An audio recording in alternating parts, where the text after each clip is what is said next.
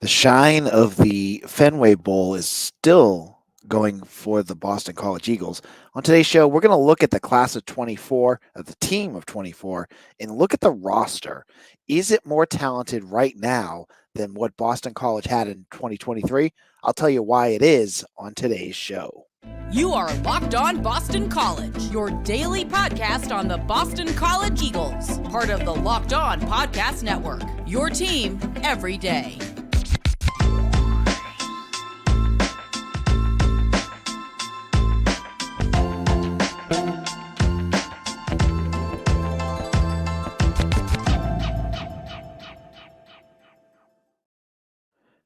Hi, everyone. Locked On Boston College. I'm your host, AJ Black. Today's episode is brought to you by FanDuel. Make every moment more. Right now, new customers get $150 in bonus bets guaranteed when you place a $5 bet. Visit FanDuel.com/lockedon to get more info.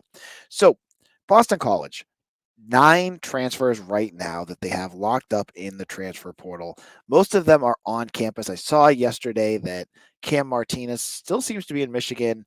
I know classes has just started, but is this group more talented that makes Boston College's roster more talented than it was in 2023? On today's show, we're going to look at the offense, the defense, and then I'm going to talk a little bit about basketball and 2 names I think deserve to have their jerseys retired soon, and I'll tell you why. So let's look at the offense first. Boston College has landed a number of players in the transfer portal that I think will help BC.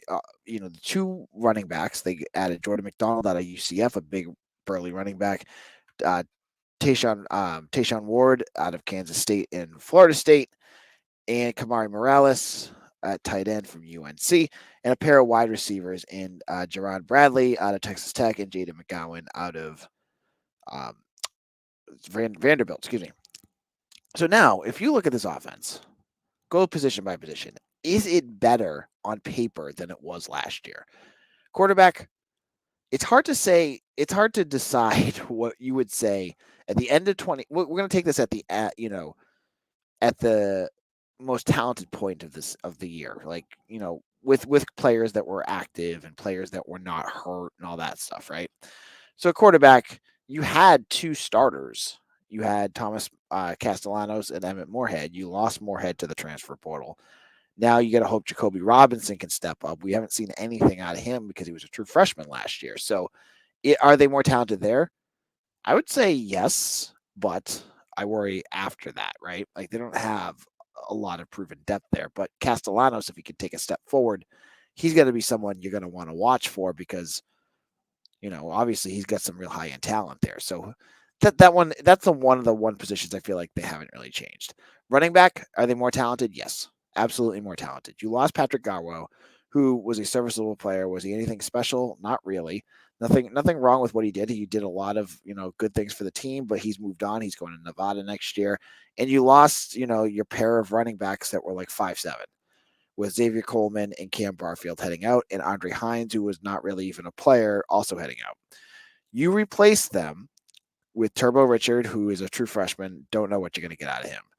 You replace them with Tayshawn Ward, who is a journeyman who should be an upgrade over Pat Garwo. He should absolutely be an upgrade there because, he's done more. He's been healthy. I think he has a higher ceiling than Garwo does. And, his playmaking ability, from what I've heard, from when I've talked to Mitch, is bigger than what you got with Garwo. So that's an upgrade. And then when you replace, Cam Barfield and Xavier Coleman with Jordan McDonald, is that an upgrade? Absolutely. Because when you looked at what Boston College did last year and where they struggled is when Kai Robichaux went down. They did not have guys that could run that offense in the running back room. You had guys Cam Barfield did not belong to be out there in those types of games. He's not a big, powerful running back. That's not what he could do. So you get guys like Jordan McDonald, who's like 6'2", 200 pounds. Then you have some depth again. You now have 4 guys. Alex Broom, you don't want to lean on Alex Broom to do what you wanted from Robichaux either. But now you have 2 other guys that can do it. So that is an upgrade right there. Tight end, is it an upgrade? Yes. Kamari Morales is going to be an upgrade over George Takis, at least in the pass catching sense. A little worried about what he can do in pass pro because Takis there was pretty good, but he's also hurt, much of the time over the last 2 years. So how, reliable could he be? You're replacing him with a guy who's played a ton of snaps for UNC. You know what you're going to get. Hopefully he can stay healthy. That's an upgrade there. Wide receiver. This is a tough one because you're losing Ryan O'Keefe, who, if he played 5 games, but if he stayed healthy, he was really, really good. But you lost him, right? You didn't lose anyone else in the transfer portal. And so you're adding 2 guys to that. You lost Tajee Johnson, but Tajee Johnson was more like a wide receiver tight end hybrid, right? You're going to get your hopeful replacement in Ryan O'Keefe. With Jaden McGowan. Jaden McGowan had 40 catches or so last year. The hope is he takes a step up, right? There's that. Then I said this before on the podcast. Jalen Bradley from Texas Tech. Some of the national scouts I've talked to at 247 think this kid is really, really good. He's had a couple years. He wasn't gelling with the coaching staff at Texas Tech. So you get a 6'5" wide receiver to go out there and maybe do what Joseph Griffin wasn't able to do last year, whether it was injuries or whatever was causing him not to play. That is an upgrade. So on paper, there's the upgrade. And no, I'm not going to say every position's an upgrade, and I'll explain to you in a minute the one where I don't think it's an upgrade right now. So you got good, even to a little concern at quarterback. Running back, definitely an upgrade. Wide receiver, upgrade, and I think tight end's an upgrade. Offensive line, I think, is a downgrade because you're losing Christian Mahogany and Kyle Hergel, and I can't undersell how important those 2 guys are. Now, Kyle Hergel was probably one of the more under the radar finds, I thought, that BC grabbed in the transfer portal last year. This guy was everything you wanted, right? He was a tough dude who solidified a position that was filled with mistakes and young issues last year. Now you're going back to, you didn't get anything in the transfer portal. And I know they were active in going after interior linemen, but you're going back to are you going to move Logan Taylor to guard and then you move Jude Bowery to tackle? And then it's much more it's bigger question marks. And when you have both guard positions being question marks, that's worrisome. You don't need Thomas Castellanos getting killed next year and losing your running game. Because if you lose your run game because you can't block again, this team is toast. Doesn't matter who you brought in at wide receiver and tight end. This team is toast. So I think the offensive line definitely is not as talented as it was last year. Sorry, it's not there. That being said, I still think BC is still active in the portal. I don't think they're going to get a guy in time for spring ball, but Jakaya Leftwich, a guard/tackle out of Georgia Tech, has been talking to me and saying that he's going to be possibly checking out Boston College. He's played the last 2 years for Georgia Tech, so he's got experience. Would be a nice plug and play at guard, so you don't have to, if you have him battle and see if he can win that job. That would be nice. And there could be other names that pop up too. I mean, the transfer portal's still open right now, and whether you get the guys for spring ball or not, I still think BC needs to get at least one guard. They need somebody in, from whatever program. I mean, Kyle Hergel came from Texas State. Get anyone who has experience and is tough and get in there. You can find one guy out of that roster for the second guard position, but right now, that is a position I still think BC needs to improve on, and I don't think it's as talented as it was last year. In a moment, I'm going to get into the defensive side of the ball, look at some of the positions, and talk about where BC has improved and where I still think there are spots that the Eagles need to improve. I'll get into all of that in just a moment. I know we come to sports to escape from some of the crazy realities of real life, but can we talk for just a minute about preparing for real life? According to the FDA, pharmacies are running out of antibiotics like amoxicillin right in the middle of the worst flu season in over a decade. This is scary. I can't imagine a more helpless feeling than if my wife is one of my kids is getting sick, and then there's supply chain issues that keep them from getting life-saving medications they needed. Thankfully, we'll be okay because of Jase Medical. The Jase case is a pack of 5 different antibiotics to treat a long list of bacterial illnesses, including UTIs, respiratory infections, sinusitis, skin infections, among others. This stuff could happen to any of us. Visit Jase Medical and complete your physician encounter. It will be reviewed by a board-certified physician, and your medications will be dispensed by a licensed pharmacy at a fraction of the regular cost.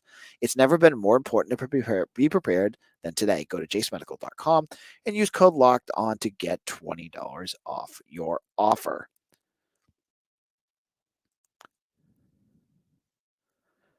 This is Locked On BC. I'm your host, AJ Black. I hope you all are having a great week. We're talking BC and the transfer portal and the talent they're bringing in. Now, I could also bring in the true freshmen that are coming in, but I've said this over and over again. I'm going to stick with this, that I look at almost this entire freshman class as developmental guys. Unless there's someone that pops early, they're all coming in over the summer other than 2 offensive linemen. I don't think they have the guys that are going to come out and play right away. So I don't think they're going to have much of an impact on 2024. Maybe a guy does surprise us, but right now that's where I would say with that.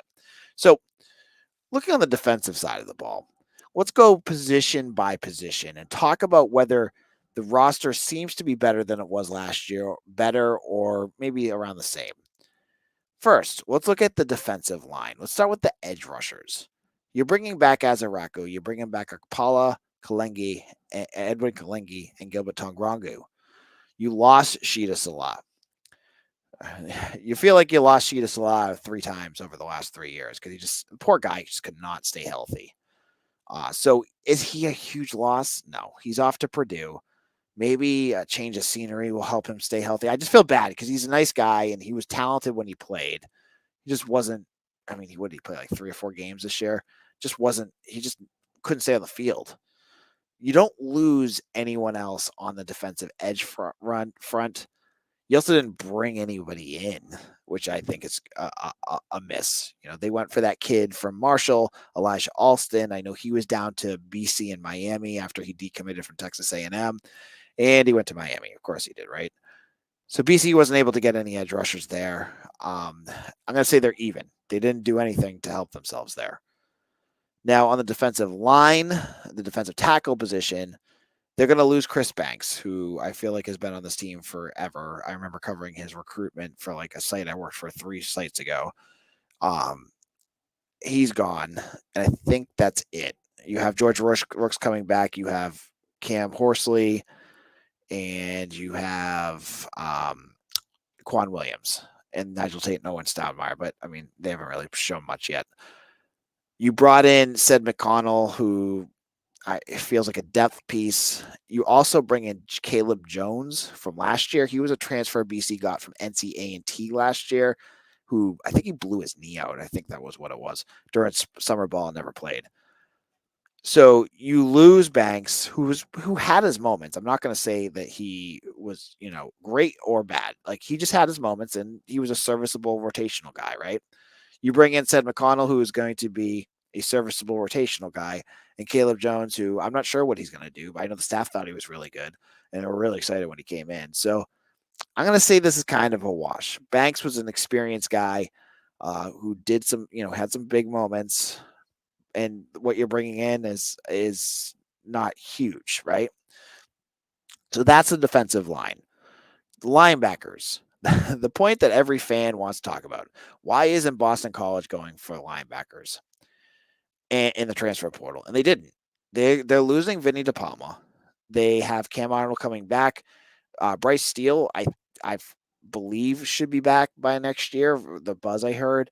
I saw him on, who was it? Bug Jones and Jalen Cheek have like a podcast, webcast thing. And they had him on as a guest. And sounds like Jeff Hafley was doing a great job of, being a real human to him about whatever it was going on. He never talked about what it was that happened to him. It's worth listening to if you can find it on YouTube. But if Steele comes back, that's an addition, right? And then I think the progression, hopefully, of Sione Hala and Davion Crouch is what's going to be key, because I think next year your three linebackers, depending on, you're going to obviously use different packages. And I know they go to two linebackers a lot, and they could use Hala as that safety linebacker hybrid. It's going to be Arnold, Crouch, and probably Hala. And Cam Arnold. So Cam Arnold, Hala, and Crouch. Are they better than what you had this year? Uh, it's hard to say. This is a hard to say one, right? You have a lot of question marks here. You have Bryce Steele. Will he come back?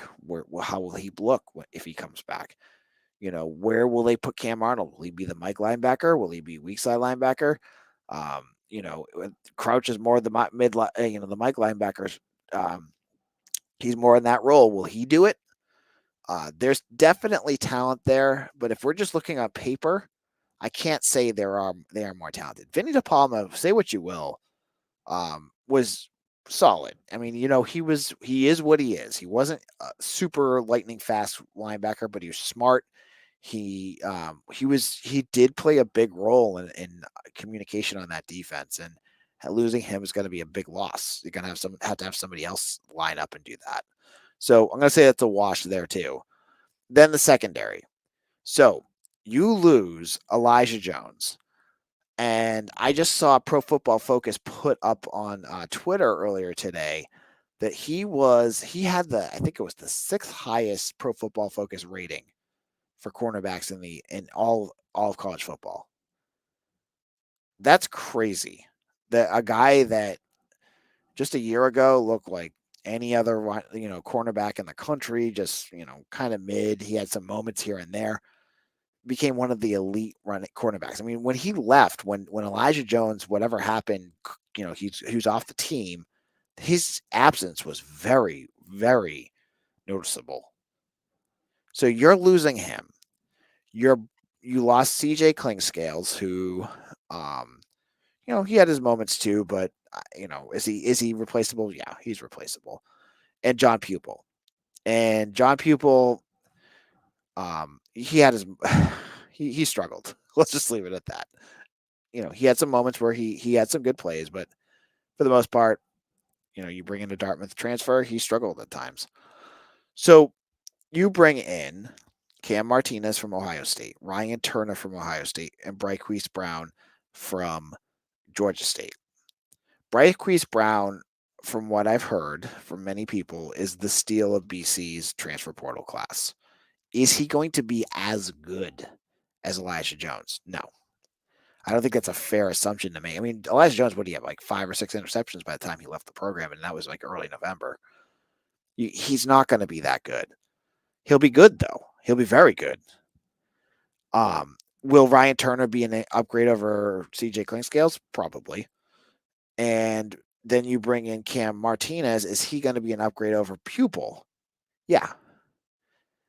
Then you look at KP Price and Max Tucker, who I think are much better and are in a much better spot to be regular contributors next year. Will the secondary be better? Absolutely. And honestly, it's hard to say they can't be any worse than they were last year. I mean, they had some real struggles there at times. So I think they're an improvement. So when you look at it, everything on the defensive side of the ball, there's still a lot of question marks in terms of like talent versus last year. Offensively, I think there's on paper a lot more talent. So it's still kind of a wash. I still think it's a slight more amount of talent and depth. But again, with any Boston College team, you got to see it. We got to be able to see it next year. We're going to have to wait till September when they probably face off against Florida State in the season opener. Now, in our finale here on today's show, I'm going to go off to basketball, where I kind of want to wax a little bit about 2 names I think deserve to be retired in BC basketball. Explain to who those 2 are and why I think they deserve it in just a moment.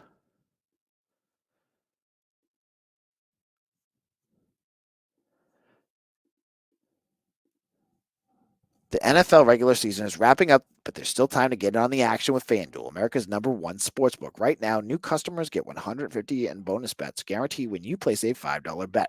That's $150 in bonus bets, win or lose. The app is so easy to use, and there's many different ways to bet, like same game parlays. Like if you're watching the Chiefs game and you want to go over on what Patrick Mahomes is going to throw, and the over on Travis Kelsey's catches, and you can find whatever you can imagine. You can find those parlays there. So easy to use. They explain it all out. They explain payouts. Best thing about FanDuel, payouts are instantaneously. I love that. So head on over to FanDuel. Go to /locked-on and make your first bet a layup with FanDuel, the official sports partner of the NFL.